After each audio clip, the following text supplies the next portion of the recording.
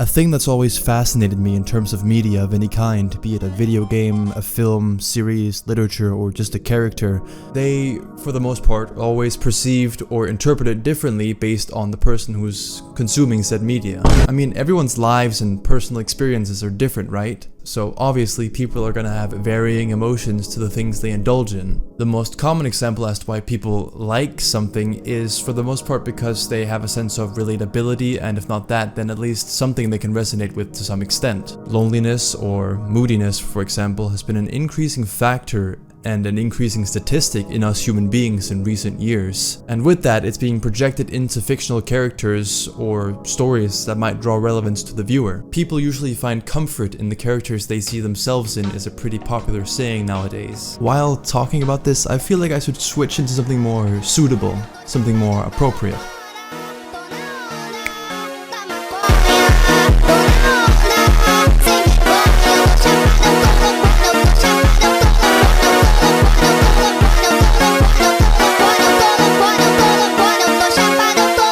Anyways, where were we? I'm sure we've all seen the abundance of literally me characters floating around recently. And on that note, I've seen quite a lot of attention beginning to stir around in under the radar or older games recently. TikTok mainly is very good at rekindling old flames which were previously unheard of to the vast majority of people in this new wave of being online. Phantom tax. I just wanna be. Throughout the years, I'd like to say that I've acquired a pretty decent roster of horror games under my belt. One of the more influential and hard-hitting ones for me personally, I'd have to say it would be the horror game Cry of Fear. And to those who are unaware, yes, this is the pyrocynical spooky inlaid horror game, but I did play this game before his video came out, just for clearance. See? For years, I remember seeing the game just wither away in my Steam library, and the only reason I remember downloading it was because it was free. It might have been somewhere between 2014 and 2016 where I gave it a shot and immediately quit the game 10 minutes in, either because I was scared. This was peak creepypasta era, you know?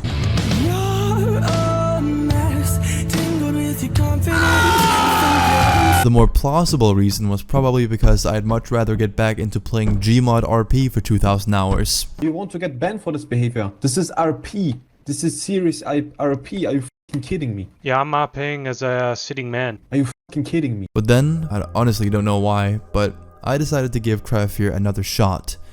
And Oh my god. I get it. I was absolutely flabbergasted. The gameplay, realistic, frustrating, in a good way, nostalgic. The story, so deep, so disturbing. Psychological horror elements working hand in hand perfectly in unison with the now 26-year-old Gold Source engine, achieving those early 2000s graphics and creepy janky animations which just added another layer of terror. Creative and nightmarish new set pieces, sequences, and overall art design never ever seen before in a horror game. Okay, that's at least what I thought when I played it at the time. Now, after having played Silent Hill 2 and 3, I gotta say I was kind of astonished as to how much they were inspired by the Silent Hill games. Especially the second one. I mean... But I don't mind, it hasn't obscured my initial thoughts on the game that much. And the music...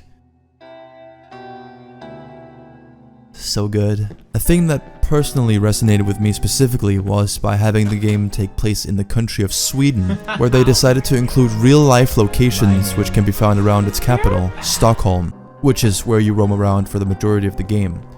So, me being a fellow Scandinavian, that just added another sense of eeriness to it. Buildings, items, general models which were shown throughout the game hit a tone of familiarity to things that I might have seen throughout my own eyes. Things you'd pass by in reality that you didn't even realize could spark such familiarity just by seeing it in a game. I mean, you get so used to these horror games taking place in some haunted shadow realm, creepy dingy forest, an insane asylum, or a medieval castle, with many of the games that do include elements from real life like Cry of Fear does, taking place in the US, or Japan also seems to be another popular place for horror, which I'm sure has given people from those countries that same sense of familiarity, but not many games venture to the Scandinavian countries, so when it does appear, you can only respect the developers for putting in the effort.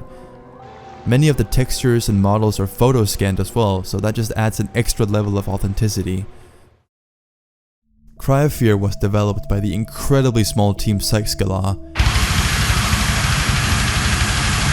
with an ensemble of only a couple of people during its 4-year development cycle. At the forefront, and the team's creator, being the Swedish developer slash musician Andreas Rönnberg. Andreas Rönnberg. I'm from Sweden, so excuse me for my gay English.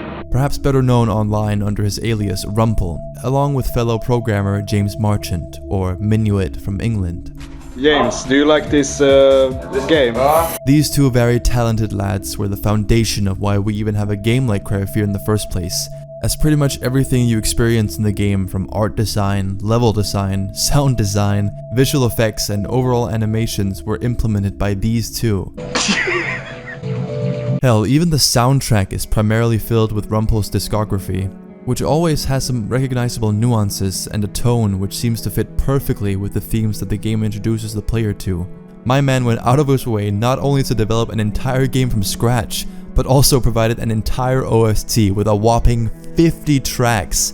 Now that is commitment if I've ever seen it. It's important to mention that Andreas previously had experience in game development, as he had made another game beforehand all by himself. This game being Afraid of Monsters, yet another Half-Life styled mod with a similar aesthetic to Cry of Fear, which came out back in 2005.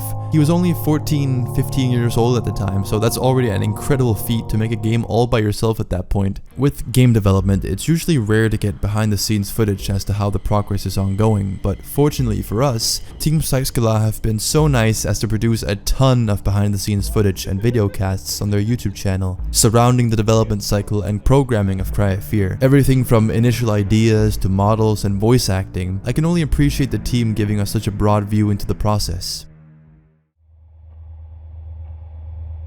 I've always felt alone. My whole life.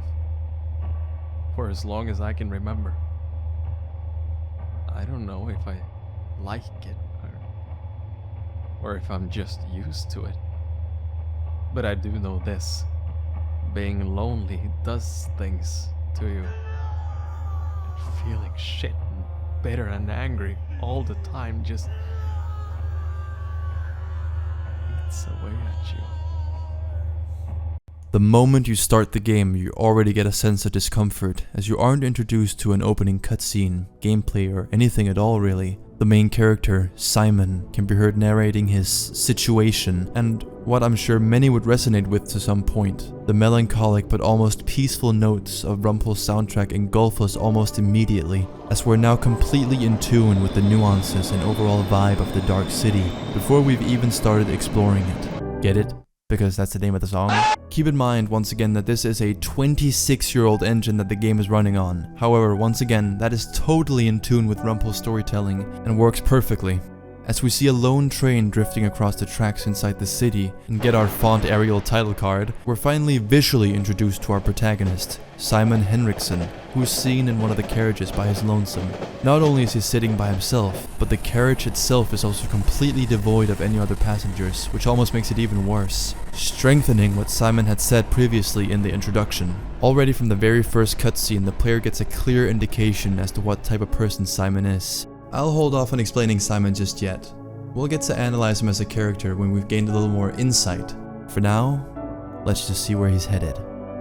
Next, we see Simon walking down one of the streets of Stockholm, laid desolate, presumably because of how late at night it is. As he continues down the street, an older man can suddenly be seen crawling around the corner at the end of the street, begging for help. Simon, out of pure instinct and basic morals, runs over to the older man and tries to understand the situation. As he's doing so, the camera slowly pans a little further away from the two, where a parked car comes into focus. Concentrating. And turn and flick. Oh, dearie me. I may have clipped something there.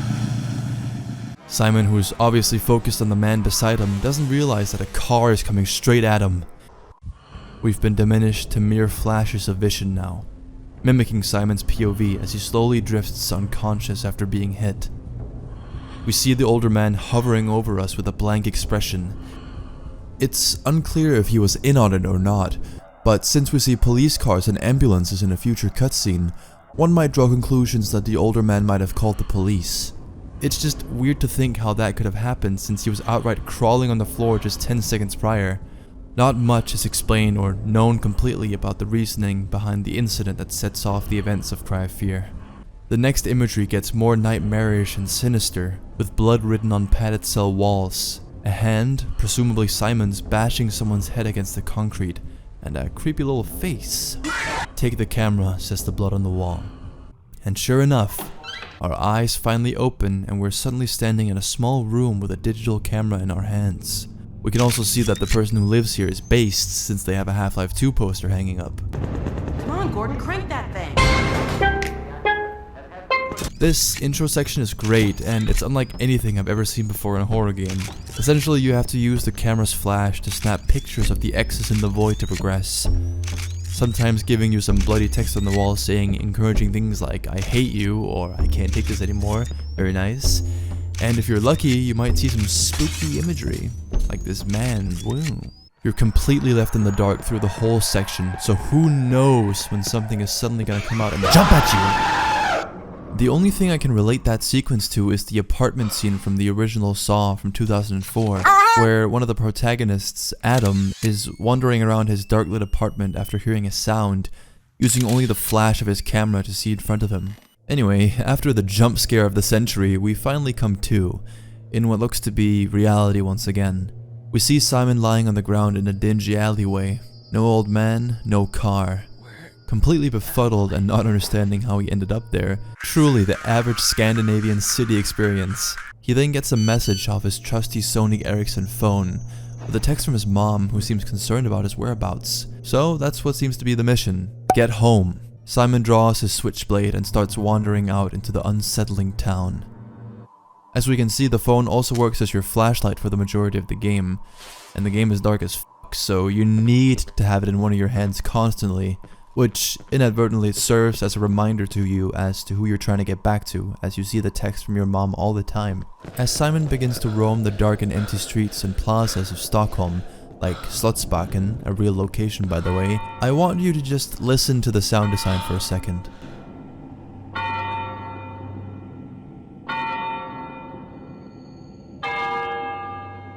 We once again get that sense of desolation and solitude like we did in the opening cutscene. Simon's walked quite a ways now, but we have yet to see a singular person after waking up in the back alley. And these places that we walk past seem lived in, with cars and bikes parked near the street, stores intact and even with electricity, instead of being completely broken and laid to waste, which almost makes it even worse that there's no one around. However, if we pay attention, we do catch glimpses of something, multiple times. Are we being watched? What the?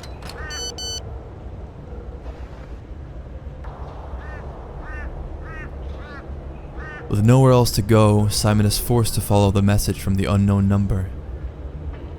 As he walks through the dark corridors, the POV switches and we see a hammer being picked up, ready to barge through a door.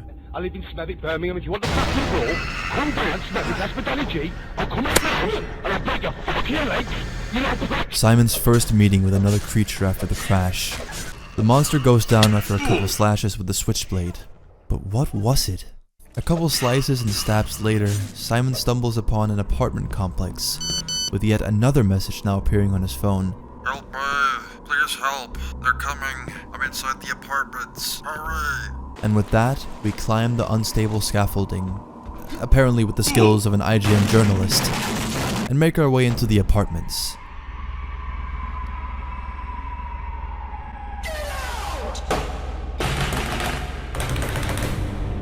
Simon gets yet another message from the same guy, letting us know that he's on the 4th floor.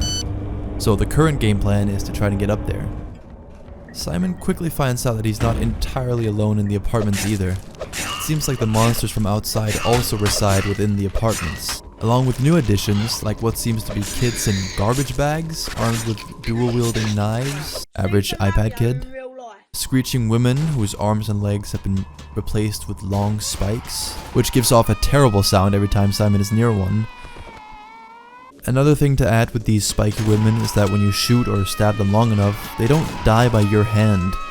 They literally just give up and stab themselves with their spikes. Lovely. When Simon makes it down to the basement of the apartments, we're also introduced to these ghostly women with long black hair and long white dresses, who seemingly levitate towards Simon and give him an uncontrollable urge to game end himself. They do be like that, which the player themselves have to physically resist by spamming mouse 1, and if you fail,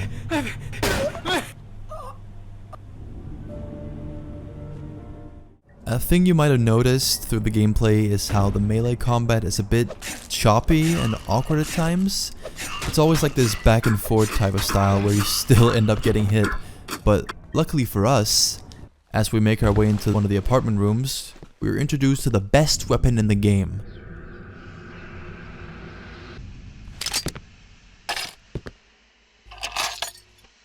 The Glock 17. Which is going to be Simon's main driving power through the majority of the game. You see, the way Cry of Fear works in terms of its weapon arsenal, be it the shotgun, the rifle, or the VP, at least from what I've understood, each section introduces a new weapon to the player. So the pro strat is to use the gun that was introduced in that section, and then use it until it's replaced with a new one. And then with the old one, you can get rid of that shit. After getting down to the first floor and taking the elevator all the way up to the 4th floor, Simon finally finds the person who has been begging for help over the phone. Lying in a bathtub full of blood. The rescue wasn't all in vain though, as it helped him get a code to access the elevator once again.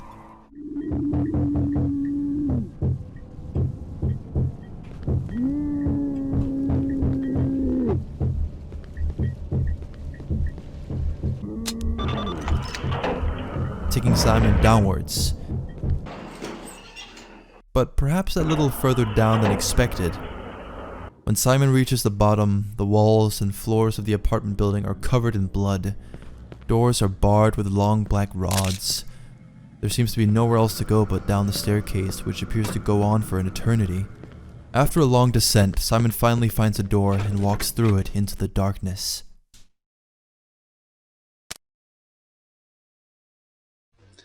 Hello, Mario.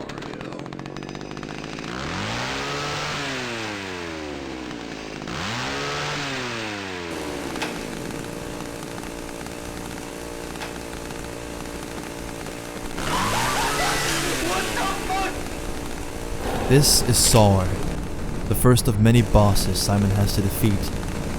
He wields a chainsaw that can instantly game end Simon if he gets too close, so the trick is to keep backing up while blasting him. Initially, Saur doesn't take damage from regular bullets, but when he's been hurt long enough, he kneels and reveals a massive eye on the back of its neck, his weak spot. Shooting this results in Saur, like the Spike Women, giving up and beheading himself with his own chainsaw. Seems to be a recurring theme running around here.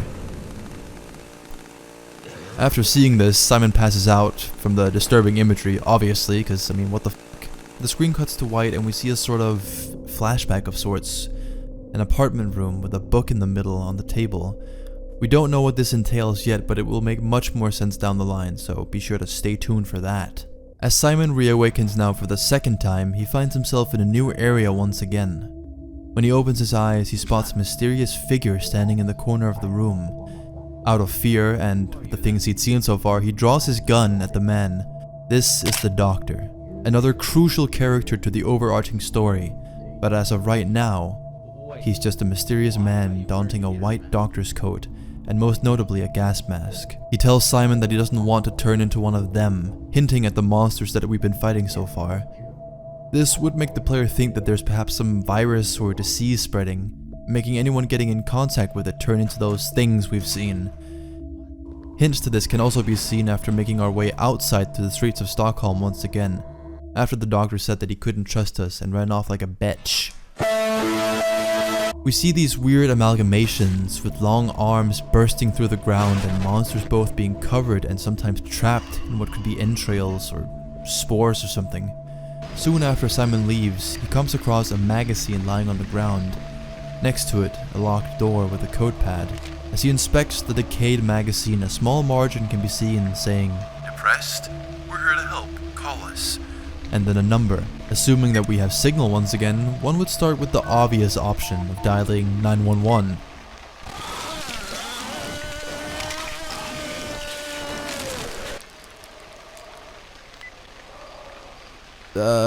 Since that didn't work, we try calling the number on the magazine instead. Hello? Hello? Who is this?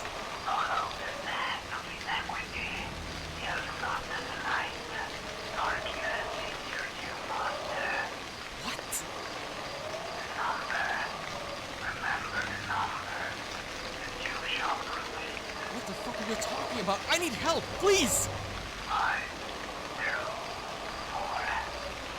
God damn it! Help me! Perhaps leaving us more confused than before. It definitely didn't solve our situation completely, but at least it helped Simon press on.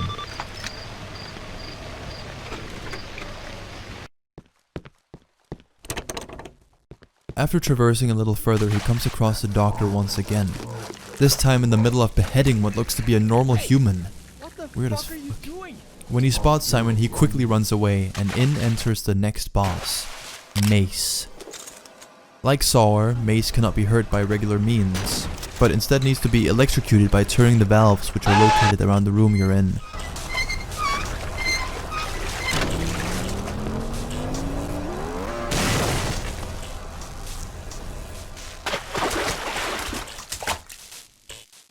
After doing so, Simon retrieves the key that Mace had eaten prior to the fight, and once again presses onwards. As he continues along his way, Simon suddenly enters another nightmarish-looking reality. With rusty and bloody hallways like in the apartments.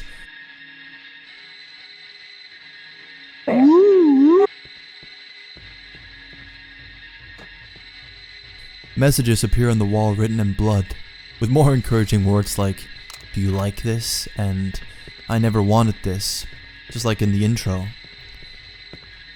As the hallway twists and contorts in unnatural directions, he reaches another hallway with holes in the floor. Suddenly, as he's walking, hands protrude from the floor all around Simon, trying to grab him while screaming. He runs as fast as he can to get out. Right as he reaches the exit door, we see another flashback, just like the one after defeating Sawer. We see the street corner where Simon was hit by the car, now full of ambulances and police cars, as I mentioned a little while earlier. After the flashback is over, Simon shares his thoughts, if he's starting to go crazy, and that the doctor may have done something to him. We don't know for sure yet. Am I going insane? Shit. After barely being able to collect his thoughts, Simon walks past yet another chained up door, like the one he saw back in the apartments. Paying it no mind and walking past, we suddenly hear a revving from inside the door as it bursts open, and inside stands one of the most horrible creatures I've ever laid my eyes upon. Sawrunner, one of, if not the most notable enemy from Cry of Fear. It charges at Simon with rapid haste while letting out dreadful screams. Instincts tell us that this isn't a monster we can combat, so we run. We run as fast as possible because if it gets us, we'd be dead in an instant.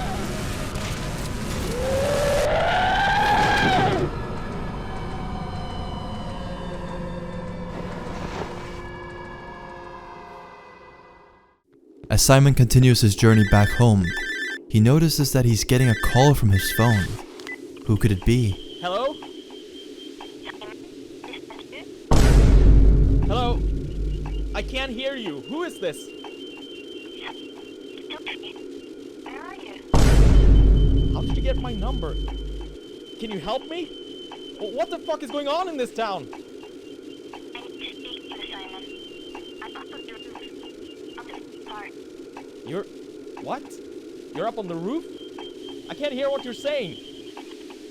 Hello? Hello, are you still there?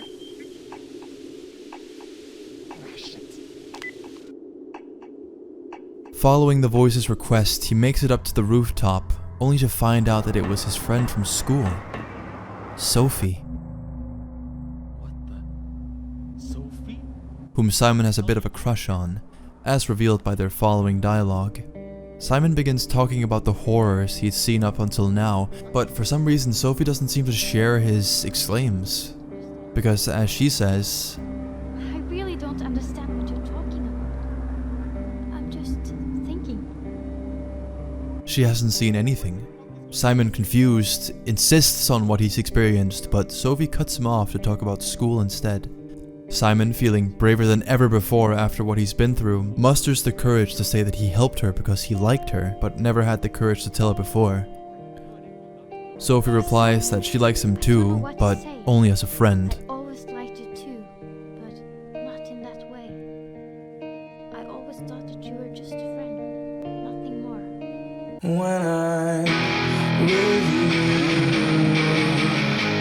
I don't. We can see Simon visibly hurt by her words, obviously, but manages to recover and continues the conversation smooth. Sophie says that she called him to apparently get away from it all. Simon doesn't understand. He thought this was about the monsters that he'd been seeing. In the meantime, Sophie has stood up and begun wandering towards the edge of the rooftop. Before Simon even realizes what's going on once again, No! she jumps. No! As he peers down in absolute disarray, something new appears in Sophie's place. Carcass. Yet another boss. Although he doesn't do much other than sitting in its chair, the boss introduces something detrimental to the game. The player can choose between either fighting or running away from Carcass. Whichever you choose shapes the way that Simon's story is headed. After Simon either defeats or escapes from Carcass, he finds Sophie's body. And when he gets close enough, another flashback occurs, where Simon is seen confessing his feelings to Sophie in a much more sporadic and desperate way. A stark contrast to what we saw earlier. We hear Sophie telling Simon to let her go and she needs to leave. As the flashback ends, we are once again face to face with Sophie's lifeless body. Sophie wasn't someone we as the player knew too much about, but obviously had a long history with Simon, and even then she's been the only friendly face that we've come across so far, and just like that, she's taken away from us. There's nothing else for Simon here. He needs to press on. Soon after that little incident, he comes across the subway, where he needs to take a train to get back to his town. However, he can't access it yet because of a missing fuse. After a bit more scurrying around the city and a nice meet and greet with the Saw Runner again... Weird.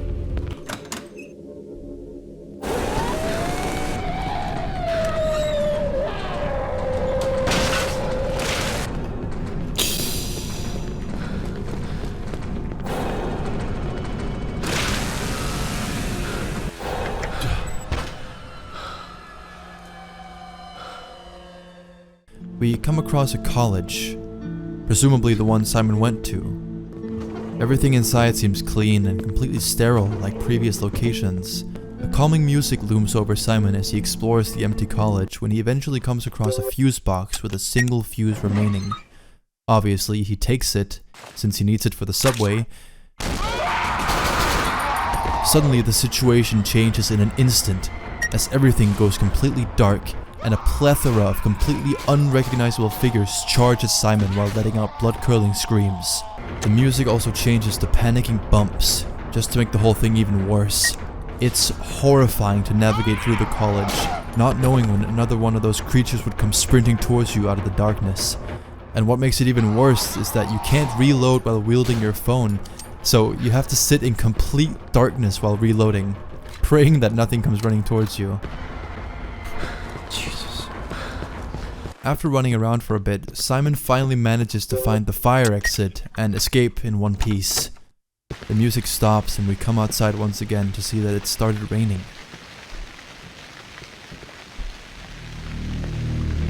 Better get inside quickly. Powering the doors to the subway, it's once again completely devoid of anyone, except for another one of those large creatures blocking the way that Simon needs to go. A couple of button pushings in the control room makes a train ram through the large creature, destroying it, and paves the way for Simon to press on. During these little shenanigans, we once again hear beeping from Simon's phone. Investigating it, we see that the phone is saying low battery, and soon after it shuts off completely. Wow, it would sure be awful if the next section we're going into was so dark that you couldn't see anything without the need of a flashlight. Fuck. Simon now has to traverse the dark tunnels of the underground metro, with nothing but flares to assist in illuminating the area. It doesn't take long before he's greeted with yet another group of monsters sprinting towards him from the darkness with panicked breathing and knives. Very scary. As he's walking around, something can also be heard from behind him.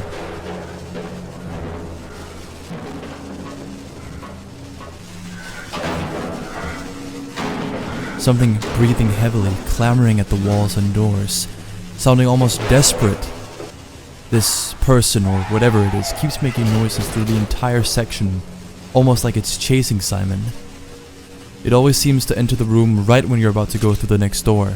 Now, we don't know for sure who or what it could be, but it definitely helps us get a move on through these tunnels. Gotta get the f out of there. After dodging trains and interacting with dead cats, Simon finally makes it to another section of the subway where he sees a familiar face, or rather mask. The doctor, bent over yet another person who he seems to have shot. This doctor guy doesn't seem very trustful so far.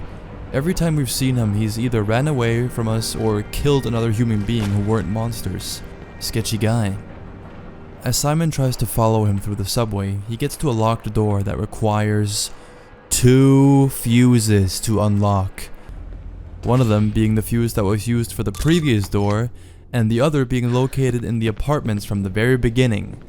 So we have to go all the way back to those locations, and then all the way back again. When going to retrieve the fuse from before that we used in the other subway, nothing of note really happens other than simple backtracking. But when Simon has to venture back into the apartments, we can see that it's been completely distorted and almost completely submerged in water in some parts. A new monster is also introduced, a figure with a book as a head. Weird, huh? Also, remember that one door from back then that was completely shut off? Well, it's open now.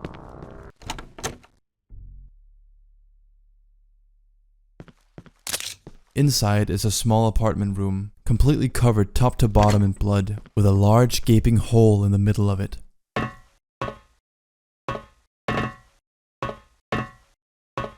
As Simon descends and lands at the bottom, he is met with a long corridor, which seemingly goes on forever.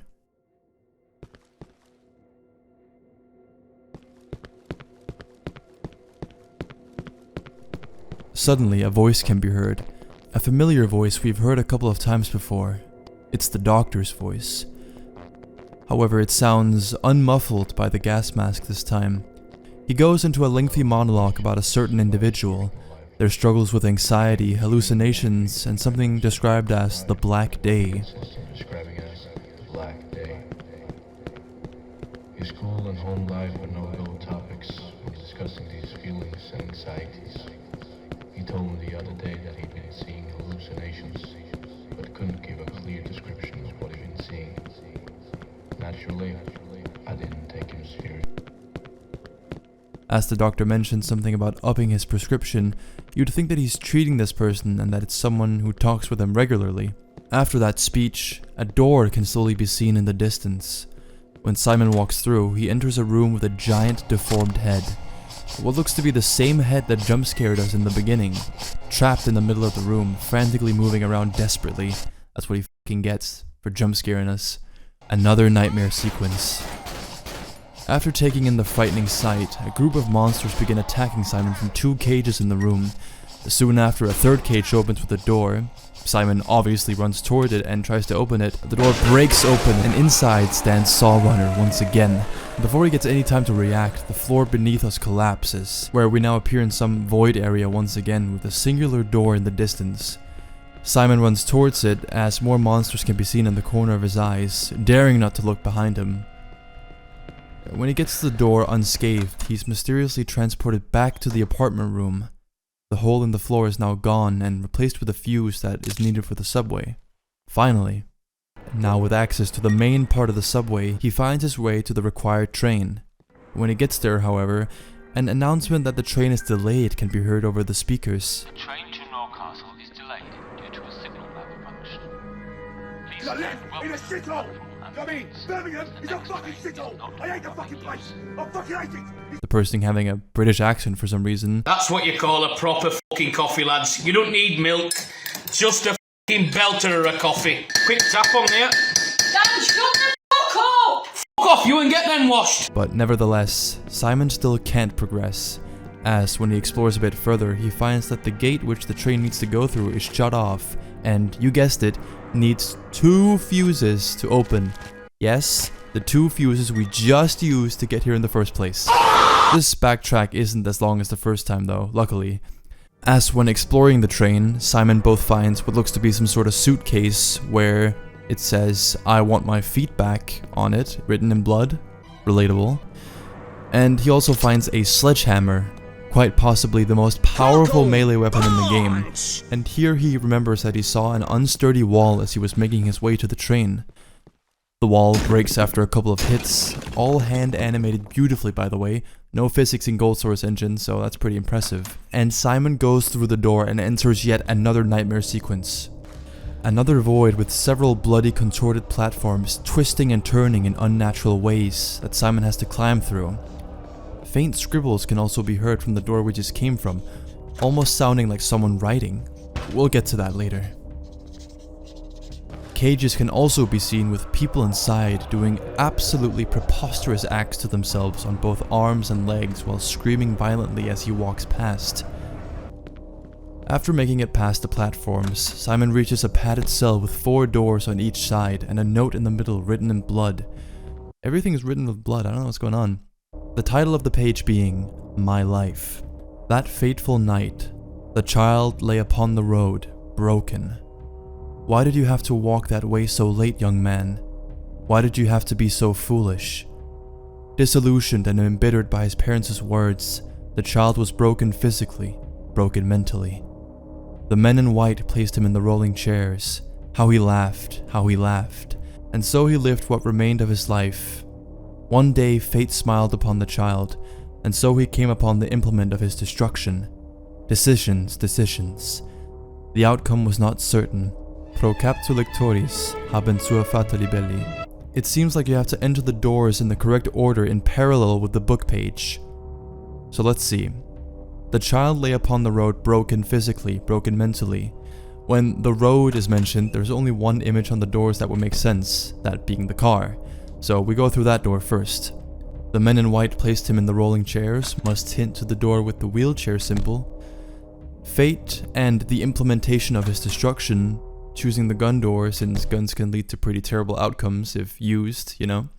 And lastly, the Latin sentence translates to, "According to the capabilities of the reader, books have their destiny." I know my old Latin teacher's gonna be proud of me for that one. I'm proud of my C. Entering the final door, Simon sees yet another hole that he must jump down. Unknowingly entering a maze with its walls, floors, and ceiling being covered in blood, with monsters in straitjackets known as hangmen who seem to patrol the maze. And if you touch these, it's instant death and back to the start. So after a bit of trial and error, Simon gets to the exit as another flashback plays. We see the doctor talking to the police about his patient. He suffered severe spinal damage in the accident. It's a miracle he still retains upper body motion. From the waist down, however, there is no nervous response at all, not to mention the mental trauma he suffered. From what I can tell, Simon is a deeply disturbed individual who had mental problems even prior to the accident.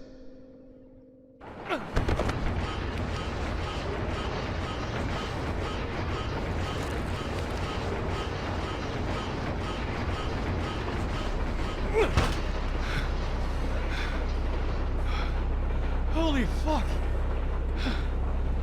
Holy shit.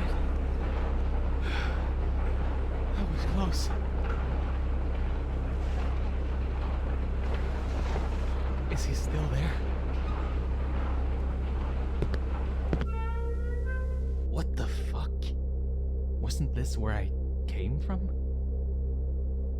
No. No, something is obviously not right. I should hurry now, before something else happens. Here, it's revealed that it's actually Simon who is his patient. He talks about the car accident that happened all the way back in the beginning of the game, mentioning things like that he's lucky to retain upper body motion and that he's lost nervous response in everything in his body from the waist down.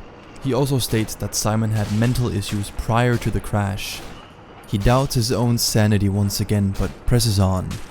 As he's been transported to the side with the 2 fuses that were needed to open the gate, luckily, so we don't have to go all the way fucking around.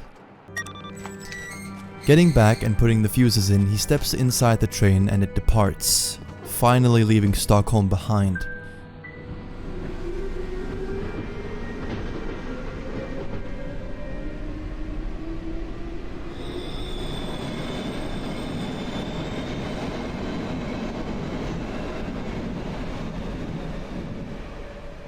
Back in the carriage in a similar way we saw him in his first introduction. Back to the train. Sitting here like a fool. Feels like it was just a few seconds ago I was traveling here. It's also here that Simon takes some time to think about what has happened so far, also giving the player some time to think. What relevance does the flashbacks have with the current version of Simon? I mean, if the doctor stated that he's paralyzed from the waist down, how is he able to run around with ease as of right now? Where have all the people gone?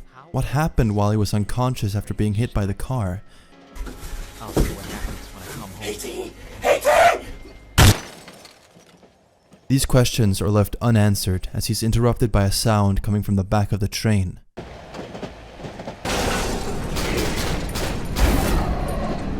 There was no escape from the nightmare after all. Fighting his way through the entire train, Simon finds a single bloodied foot in the final carriage.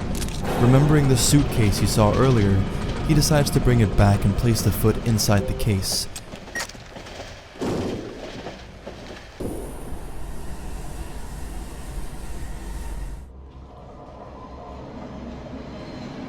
When he does so, the train starts derailing, and Simon's carriage falls down a broken bridge, barely hanging on to the rest of the train.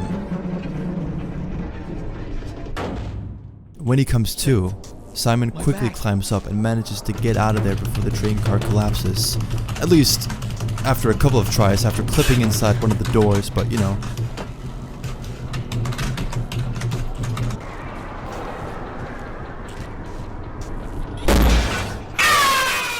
Now he's completely stranded in the middle of nowhere. When accessing your inventory, you can see that all your items are gone, and that it's been halved to 3 slots compared to the 6 slots he had prior, due to losing his bag in the train, which was alluded to earlier. Looking around the desolate area, there seems to be only one way to go, inside the deep, dark forest.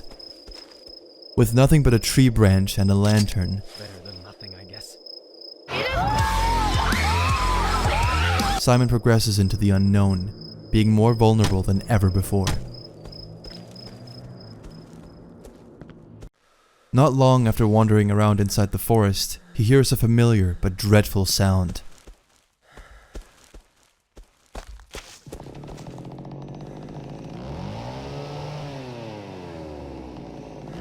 No.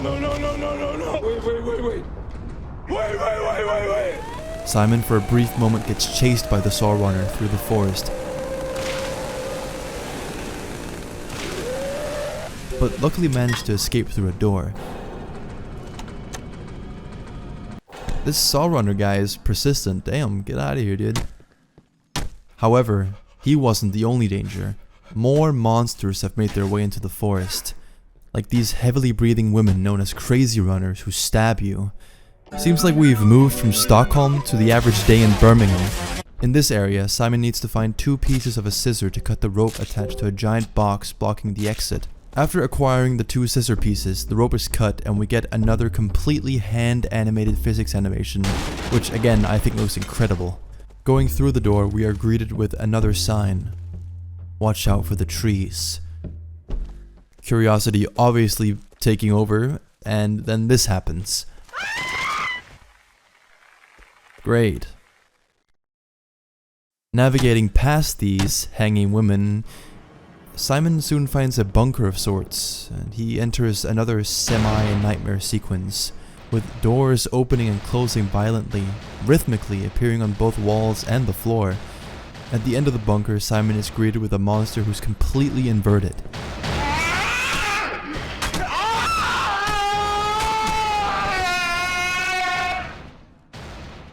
Letting out the most nasty scream I've ever heard. After game-ending this creature, putting it out of his misery, because that guy, Simon manages to find a way out of the forest, where he follows a path. He spots someone in the distance, the doctor, again, who appears to enter some sort of abandoned mental hospital. Simon immediately gives chase, following him inside the building.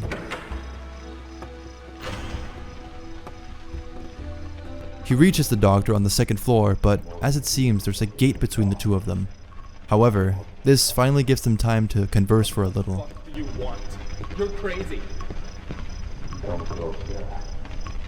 I'm close enough. Come closer. I can't. There's a big fucking gate in the way. That's why I want you to come closer. I'm not guilty. Ow. I need it. The doctor asks Simon to give him a new gun, which is located in the bowling alley of the mental asylum. It's kind of weird, there's a bowling alley in there in the first place. And in return, he'll give him the key to open the gate in front of him. Simon agrees to find the gun for him, or if you've already explored the bowling alley and got the gun before meeting up with the doctor, Simon will say that he already has it on him. In the bowling alley, there's also a note on the desk. There's something strange about Dr. Purnell. So that's his name. At least now we know it. It seems like the game really wants us not to trust this guy throughout the entire journey. After retrieving the gun and getting back to Dr. Purnell, the player then gets another choice, similarly to the choice with Carcass. This time, however, being the choice between either trusting Dr. Purnell and giving him the gun, or not trusting him at all and keeping it for yourself. This decision, the same as choosing to fight or flee from Carcass, will affect future actions. If Simon doesn't trust the doctor and keeps the gun to himself, he doesn't get angry or upset. He's rather just disappointed and almost sounds defeated, telling Simon that there's still no change in him. On the contrary, if Simon trusts Dr. Purnell with the gun, he seems more hopeful and optimistic, letting Simon know that he's glad that he trusts him. No matter what you pick, he gives Simon the key either way. And no matter what you pick, he also loads his pistol and shoots Simon point blank right in the shoulder as he's picking up the key.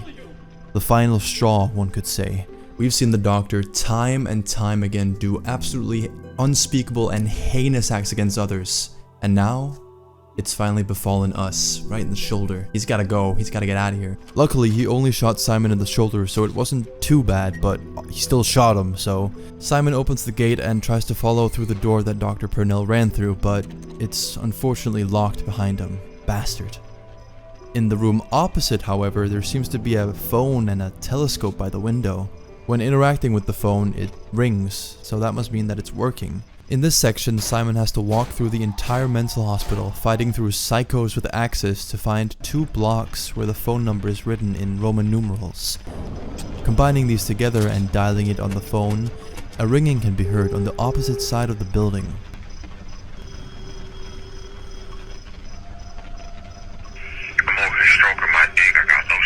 As Simon looks out of the window to investigate, he sees another person coming toward the window opposite, holding a giant card where 4 numbers are displayed. This person looks oddly familiar. The 4 numbers which the person is holding up is a code which needs to be entered to go to the attic at the very top of the mental hospital. Doing so, we finally come face to face with the doctor, and as Simon says, There you are. You're dead. You're so fucking dead. A shootout between the two ensues. Ducking, retreating, and switching from cover to cover. Dr. Purnell is a human being like Simon, so obviously he's going to be more methodical and strategic compared to the average monster who just goes straight for you. You can hear him groaning and retreating back into cover when being shot, reloading his gun and such, which is quite the contrast to what we've experienced so far with the average monsters.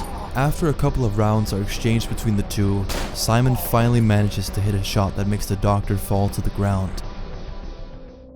Simon, the pills by itself won't make you feel better.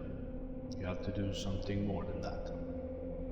I recommend that you try a new modern treatment called cognitive therapy. What's that? Well, it's a set of exercises you do, a way to forget the past, all the bad memories and anxiety you have. Are you interested in books, Simon? I don't know. Why? Alright, I just wanted to find out, because I want you to try out something. I want you to write a book about how you feel. Do you think you can do that? I guess so. I can try. But if that's Simon there, in the wheelchair looking all scruffy talking to the doctor, then who the fuck am I? In the flashback, Dr. Purnell asks Simon to try a new method of cognitive therapy. He asks him to write a book about how he's feeling in an attempt to try and diminish the negative thoughts that he's apparently having, and Simon agrees to try it out. The flashback ends, and we see Simon walking towards the doctor as he's begging for mercy. Our Simon, I'm just gonna call it that, disregards it and absolutely Mario thwomps his head numerous times. Arrgh! He's gone. Finally, after so long, the doctor is dead. He drops a key to the back door of the mental hospital, and when leaving, we can see the sun rising in the horizon. Get me low like a bitch. You know, the forest doesn't seem so bad anymore compared to what it was earlier. It's almost pure bliss after everything Simon has been through so far. After a nice relaxing stroll through the forest, he comes across a dock with a singular wooden boat next to a pond. Simon disembarks and makes his way across the pond, enjoying the view, wondering if we might spot James Sunderland out here somewhere. When he gets to the other side, there's a desolate house waiting for him. Surely nothing is gonna go wrong in here.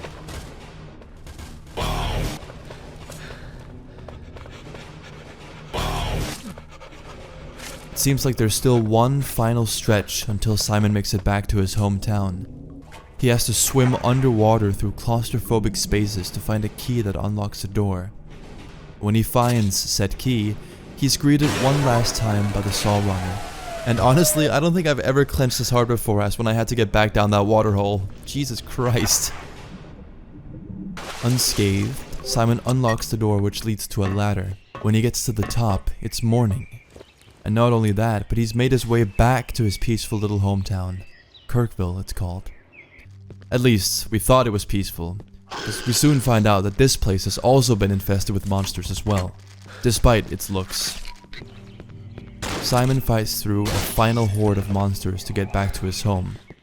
His home from where his mother had sent him those text messages all that time ago. And now he's finally here. When he steps inside, he desperately calls out for his mother. Mom? Mom? Where are you? Mom? Mom? But to no avail. No matter where he looked, there's no sign of anyone. Progressing through the house, we get to a hallway with a small room at the very end. Inside the room, he sees a lonesome chair in the middle with something sitting on it. A book, opened. Our Simon picks up the book, inspecting it, as we get one final flashback. Or rather, reality. The real, wheelchair-bound and weary Simon puts his pen away. He's finished. The story is concluded. Now there was only one thing left to do. At this point, the player puts the pieces together and realizes that everything we've played through with Simon have been a sort of manifestation or projection of Simon's inner psyche, told through the book that he's been asked to write by Dr. Purnell after his incident. It's hinted at a lot throughout the game, but of course people wouldn't understand it immediately since there wasn't enough context to assume. If you remember, I mentioned earlier in the game when we heard some faint scribbling in one of the nightmare sequences. Well, if we go back through the door that we came from, we can actually see the real Simon writing whatever's going to happen next. Our next move, our next obstacle to overcome. So that's pretty cool. All this explains the unnatural and reality-bending things that our Simon, appropriately dubbed Book Simon, sees throughout his journey. The flashbacks we get are actually sights into reality and what really happened after the crash. Like in the very first sight, we see Simon's apartment. The apartment that was closed off, by the way, in the beginning. And the very book that he's writing in on the table. I already explained the next one where we see the aftermath of the crash. And then of course the conversations with the real life Dr. Purnell. On that note, we can see that Simon implements real people he knows from reality into the book, like the doctor, and the same goes for Sophie, whom we also see in real life felt a little unnerved around Simon after he tried to hit her with the please give me your number, please. This little conversation that we saw between the two could have even happened just mere hours before Simon was paralyzed, so that makes it even worse. One would assume that the more humanoid monsters that we see throughout the game could be people that Simon has seen in real life, mixed with whatever symbolic or appropriate relevance it has to Simon's mental and physical problems. One of the more prominent and notable ones being the Saw Runner, whom we encounter numerous times throughout the game. As Dr. Purnell mentioned in one of the flashbacks, Simon was stated to have both anxiety and depression, even prior to the car accident, and after such an incident it would of course only increase drastically. I see Saw Runner as one of, if not the main representation of his anxiety. It's rapid fast, frantic, crazed, and it's able to keep up with Book Simon no matter how fast or long he tries to run away. It usually appears completely at random as well, like you can never predict whether it'll suddenly burst through a door or coming up behind you at any second. Confrontation is almost also nearly impossible, as Saw Runner has the most health out of any enemy in the game, but in return can kill Simon instantly with one hit. So pretty much your only choice is to run and cling on until it passes. Another monster which also hints to Simon's situation is located down in the service tunnels in the subway, when we're forced to use the flares. That alone could symbolize Simon literally being in a really dark place in reality, almost reaching his breaking point. And this is even further established by the monsters he encounters down there. These monsters are named citalopram, which is actually an antidepressant to treat both depression and panic disorder, which Simon both suffers from. Since it's supposed to up your serotonin levels, you may get side effects like a faster heartbeat or faster breathing, which is exactly what this monster does as well, confirming that the monster represents that same drug which Simon has been prescribed by the doctor. Speaking of the doctor, we have two versions of him as well, the doctor in the book and the real Dr. Purnell who treats Simon in real life. Simon's depiction of Dr. Purnell in the book is not so different from his real-world counterpart, the only difference being him donning a mask, hiding his face, which could represent the distrust that Simon felt for him in his earlier stages of his treatment. From the very introduction and throughout, the doctor is constantly seen doing conspicuous, untrustworthy, and even genuinely evil acts. Purnell's marks could also represent how Simon perhaps thinks that the doctor's treatment may make his illness even worse than it already is. Which actually does seem to be the case in at least one of the 4 endings, when deciding not to give the gun to him. When Dr. Purnell cutscene shoots Simon in the book, it's likely a reference to the real-life damage that his therapy must have done to Simon, by making him face and potentially overcome his anxiety and depression in such a confrontational way by straight up writing about it. Not trusting the doctor with the gun is a parallel with the real-world Simon not believing in Dr. Purnell's treatment, constantly pushing it away and thinking it's futile. And as the doctor also says, there's still no change in you, Simon. However, in return, the bullet that he shoots through Simon's shoulder doesn't take too big of a chunk of his health bar away, compared to when trusting him with the gun, since he was already expecting the worst and being pessimistic. So an eventual betrayal was already a given at that point, not changing too much in the grand scheme of things. In contrast, when trusting the treatment and giving him the gun, the betrayal takes a way bigger toll on Simon.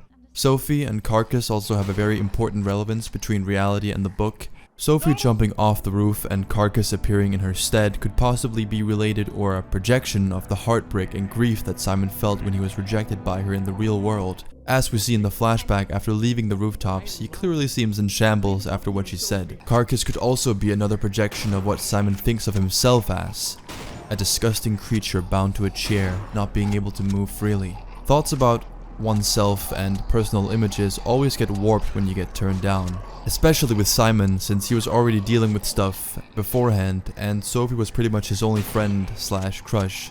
So being turned down by her must have been detrimental. In one of the endings, Simon mentions that he feels just like a piece of meat on a chair, in which case could represent the meaning of this monster as if the chains represent how Simon feels he is tied down because of his incapability to walk. Overall, Carcass represents the grief of Sophie's rejection. Fleeing from the rooftops and Carcass is a metaphor for letting Simon's grief and insecurity fester and worsen, literally fleeing from the situation at hand. Killing Carcass, however, represents Simon overcoming the heartbreak and pushes through the hardships to fight it, even though fleeing might seem like the easier option, much like in real life. Many people tend to avoid problems and front personal issues, which in return may only lead to making it worse for themselves the longer you wait. And lastly, we have creme de la creme himself, Book Simon, which is the version of Simon you play as through pretty much the entire game's runtime. He is the embodiment of all of Simon's mental problems: depression, anxiety, despair, and hatred towards everyone and everything. This version of Simon taking more and more over the more spiteful / negative paths you pick. There are a total of 4 endings in Cry of Fear. Technically 5, but we don't count that one, as it's basically just seen as like a little gag and a little nod to Andreas' previous game. Depending on whether the player chose to kill or flee from Carcass, and whether or not they gave the gun to the doctor, Simon's fate will be decided through these actions. If you either flee from the rooftops and away from Carcass, or decide not to give Dr. Purnell the gun, or do both in the same playthrough, Simon will put down his pen, pick up the pistol next to him, and... with this action unlocking a new chapter, appropriately named My Life Ends Here. Our perspective is again switched back to Book Simon, who now appears inside a final nightmare sequence, most likely depicting the real Simon's fleeting and decaying mind in his final moments, before everything goes dark. It's a cluster of all the nightmare sequences and horrifying imagery we've experienced so far. Bloodied walls and floors, unnatural long corridors bending, levitating and contorting, impossible geometry, with quite possibly one of the most disturbing tracks I've ever heard in a game. I remember being absolutely traumatized the first time I heard this, and it happened to me. Endless amounts of pages falling from the sky, with manic writings in them written in blood. Massive books stuck in midair that Book Simon has to climb to get to the man behind all this. The real Simon, or Sick Simon. Look at him there sitting behind bars, thinking he's safe from us after everything he made us go through.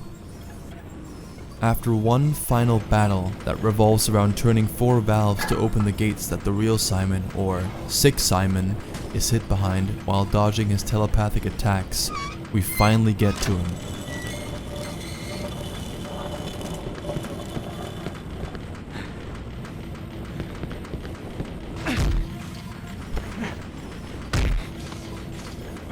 He tries fending us off the best he can, but not doing much since he's stuck in the wheelchair, way weaker compared to whatever Book Simon has fought through. The two manifestations of Simon's psyche trade punches when Book Simon knocks him out of the wheelchair and begins choking him.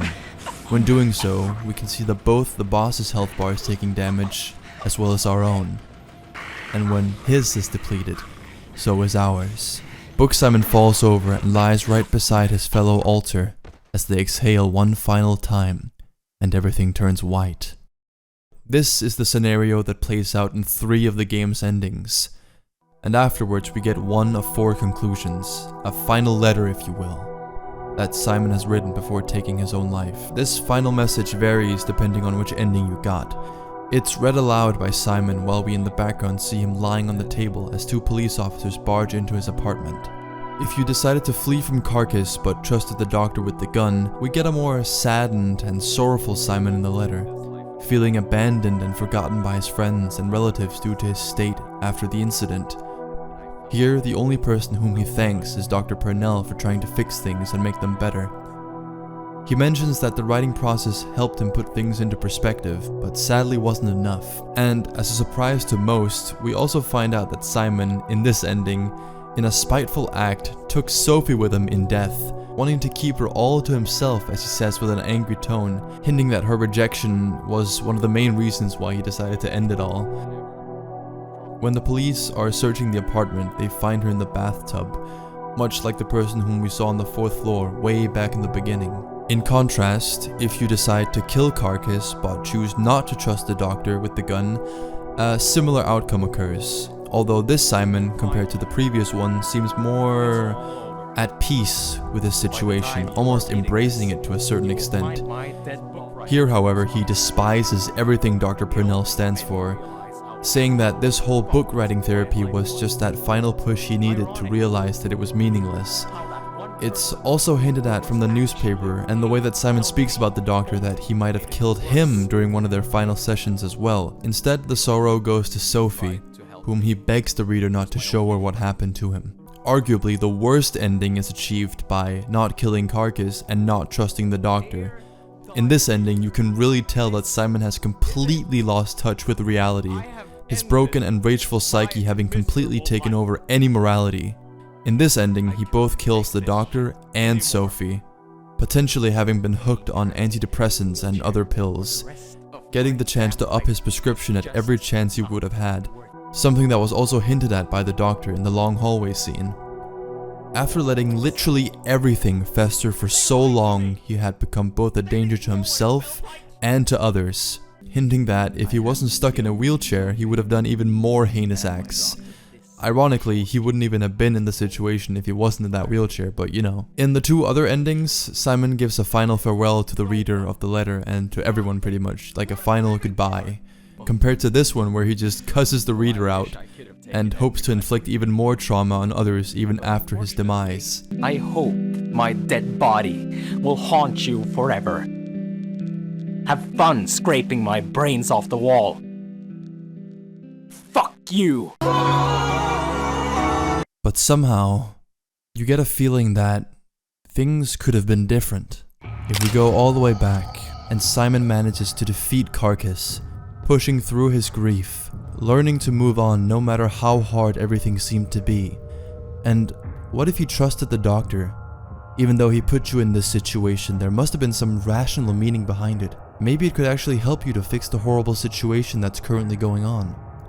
If both of these things are completed successfully, Simon picks up the gun, inspecting it, until the door behind him swings open, and there in the dark-lit doorway stands not police officers, but himself?